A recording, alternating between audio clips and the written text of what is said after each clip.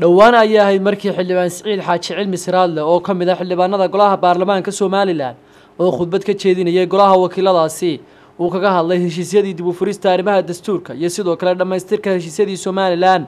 ee dadka ku dhaqan gobolada Sool, Sanaag iyo Cayn ayaa waxa hadalkaasi si weyn u soo dhaweeyay bulshada ku dhaqan magaalada Laascaanood kuwaasi oo sheegay in loo baahan yahay in dastuurka la furo haddii loo baahan yahay Soomaaliland loo dhayaay waxayna ammaan u jeediyeen xildhibaan Siciid Xaaji Cilmi Siraadle waa kuwa bulshada ku dhaqan magaalada Laascaanood oo arrimahaasi ka hadlayana aan halka ka taakiinayna xildhibaan Siciid Xaaji Afweyne hadalku ka yiri baarlamaanka Soomaaliland hortiisa iyadoo Soomaaliland ay ka baxday heshiisyadii ay la gashay Khaatumo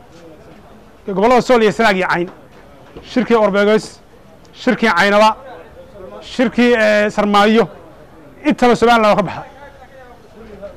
wax cadaalad meesha yaalaa ma jirto haddii awoodda si sax loo qaybsan waayo adan nin waliba meeshu doono ayuu sar ka dhigay mar labaad iyo mar saddexaad iyo mar afraad waxaan leenahay xildhibaanka xalaasha Siciid Xaaji Afweyne codkiisii baanu taageersanahay oo aydsannahay oo la soconnaa shakhsiyaad waa in la furaa dastuurka waa in la furaa aynu ku heshiinay haddii kale waxaad leedihiin weeye bes waxa meel la aado waxtaa Soomaaliland baa sidaan Soomaaliland baa keena dhah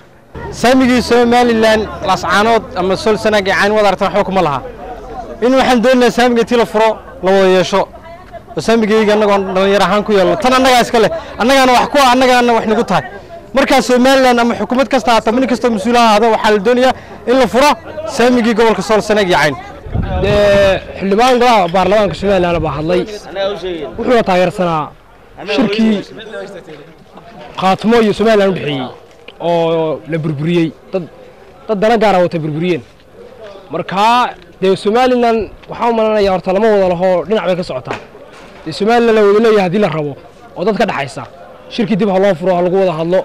hadii kalena wax la wada leeyahay ma dad baa watee maalin meel ha u qaataan dastuurka waxaan taageersanayna furo si degdeg ah loo furo heshiis waxay ku tahay qodobo ay ku heshiiso dastuur baa Soomaaliland ka jira dastuurkaas oo ah in lixda gobol dadka Soomaaliland kuma wada heshiin dad gaar ah qortay waqtigii Soomaaliland dhidibada loo taagayay gobolka Sool, Sanaag iyo Cayn dastuurka wax fikrada ama ay ku lahayn ma jirto heshiisyo dambe iyo siyaasiyiin dambe ku soo biiray ayaa codsaday in dastuurka loo furo heshiisyo la galay heshiiskii la galay ee ahayn dastuurka la furo xukuumadii hore waxba kama fulin tan cusubna waan aragnaayo iyaduna indhihii furi lahaa male Soomaaliland bulshadeeda baarlamaankeeda xeerdejinteeda golayaasheeda wasiirada madaxweynaha haddii bulshada Soomaaliland waxaan ka codsanaynaa in dastuurka loo furo si aan dalka wax ugu yeelano mar walba anagu waxaan aragnaa musharaxiin tartamaya anagu cid aan ku leenahay ma jirto saddexda xisbi qaran waxba kuma lihiin si Soomaaliland loo wada yeesho waa in dastuurka la furaa waa in xisbiyada la furaa annagoo ka mid ah dhalinyarta ururka SSC gobolada Sool, Sanaag iyo Cayn waxaan ka taageersanahay codkii xildhibaan Siciid Xaaji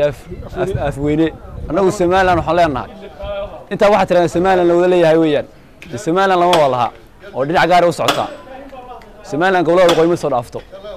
ana shirkii Khaatumo hadaan wax laga qaban hadal Soomaaliland oo ka mid yihiin oo koonfurtaas aan ka goosana Soomaaliland xalada waxba la wada leeyahay waa kan waxaan lama wada laha Soomaaliland gaarkooda wataan hawsheeda hadaan ku aldanahay dhalinyarta dhubahante annagu Soomaaliland nooma ho iyaga isku Soomaaliland dastuurkii heshiiskii shirka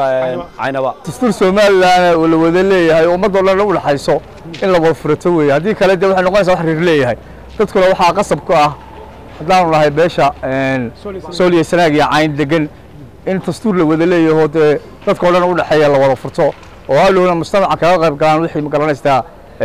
aftidooda laakiin wax shakhsi leeyahay oo qabiil leeyahay waxba dani kuma jirto walka xildhibaankana waan taageersan lahayd waanu ka tirsan lahayba Mukhtaar Cabdi Jaamac wararka Soomaali News TV Laascaanood